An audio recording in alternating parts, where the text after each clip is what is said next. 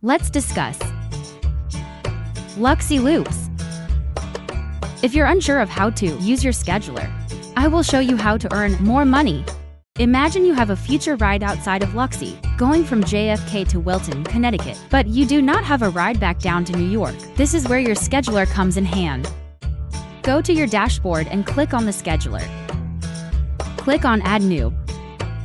Here you will let LUXY know about your Wilton drop-off. Input the date, location, and time frame in which your car will be empty.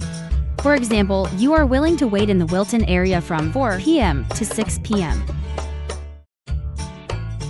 When a customer books a ride during that time frame within 20 miles of Wilton, the ride will be farmed to you exclusively before going out to other partners. Claiming the ride will create a successful LUXY loop. This will create a loop ID.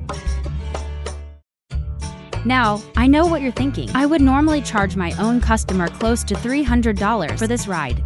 I could either drive back home with no customer making no money, or I can claim a LUXY loop and earn more revenue virtually for free. Partners who add their empty legs to their scheduler make 40% more revenue compared to partners who don't. Who's ready to earn more with LUXY Loops? Stop what you're doing and add your empty legs right now.